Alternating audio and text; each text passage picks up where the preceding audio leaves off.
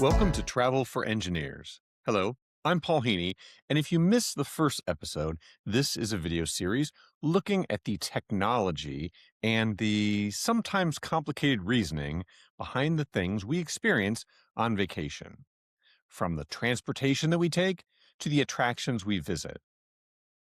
Now, because I travel so much, people often ask me, what are your favorite places in the world? And sometimes they will throw in a number like, what are your top three or what are your top five? And I find that a tough question because there are so many places I like for very different reasons around the world. But one place that always makes it into my top lists is Barcelona, that magical Spanish city that's also the capital of Catalonia, an autonomous community in northeastern Spain. Now, as a quick aside, among some Americans, there's a bit of a controversy as to whether the city is pronounced Barcelona or Barcelona. Some who claim to be in the know insist that Barcelona pronunciation is really the correct one, and that English speakers are constantly messing up the name. We've seen characters in movies like The Internship make themselves pretty annoying due to their obsession with the particular pronunciation. But the reality is a little bit more complicated than that. Barcelona is indeed the correct Spanish pronunciation, but Barcelona is how Catalan speakers say it. So I suppose maybe most of us English speakers are correct by accident. One of the things that I really love about Barcelona is its fabulous architecture. For example, in the Eixample district, a 19th century addition to the city that has a very grid-like street layout with a handful of major diagonal roads, planners required that all the buildings have chamfered corners, or 45-degree corners, cut off at each intersection. This makes each block more octagonal in shape instead of square, and the result is grander, more open intersections everywhere.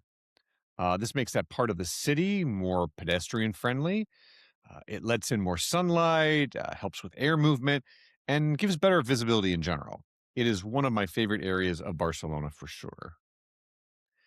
But you can't talk about architecture here without discussing Antonin Gaudí, the master architect who was born in 1852, about an hour west of the city.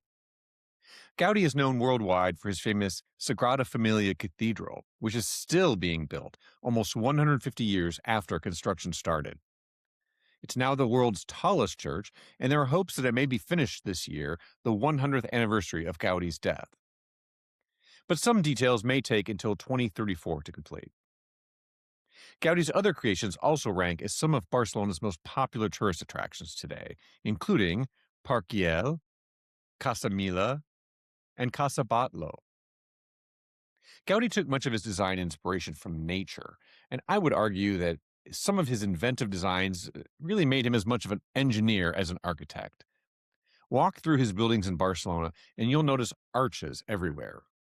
Here's a hallway in Casa Batlló, and here's the attic of Casa Mila, also known as La Pedrera, a stunning apartment building that Gaudí designed.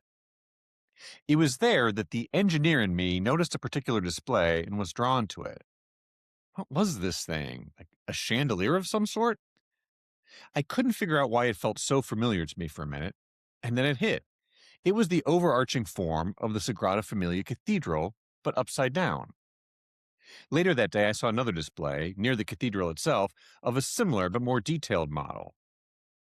Gaudí, it turns out, was fascinated by the catenary arch. This is the curved form when a rope or chain is secured at the ends and allowed to sag in the middle. Gaudí realized that these shapes, when inverted, were very strong. They're different from parabolas, which are curves supporting a weight that is uniformly distributed in the horizontal axis. Catenaries support their own weight, while parabolas support a uniform load. Catenaries use hyperbolic functions, while parabolas use polynomials. For a parabola, picture the path a baseball takes that's thrown upward. It ascends and then gradually comes back down to Earth. Gaudí used small weights, sacks of birdshot actually, to simulate the weight of structural elements, roofs, and the like, and then he built his models above mirrors so he could see their form in the correct orientation simply by looking down in the mirror. Today, this type of work can be easily done efficiently with engineering design CAD tools. But Gaudi had no such computers to work with in his day. For La Pedrera, Gaudi constructed the attic on top of the 6 floors slab. He didn't want to increase the building's weight any more than absolutely necessary, so he used 270 brick catenary arches. Due to this catenary design, they stand on their own and they do not require buttresses. Gaudi himself said, quote, "My structural and aesthetic ideas have an indisputable logic. It has really made me wonder that they have not been applied before and that I have to be the first to do it. This would be the only thing, if anything, that would make me hesitate. However, I believe that, convinced of the improvement they bring, I have a duty to apply them." Unquote. So hopefully I've convinced at least a few of you to visit beautiful Barcelona.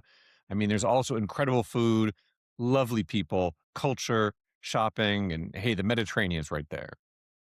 You can also see a catenary arch right here in the US, the famous Gateway Arch in St. Louis.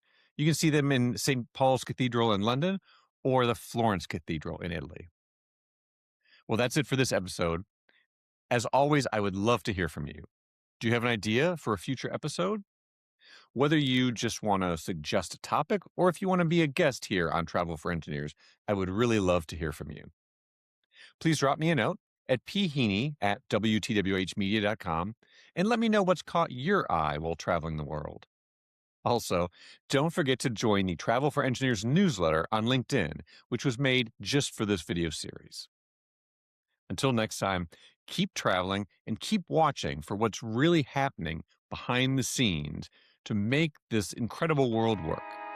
I look forward to seeing you next time.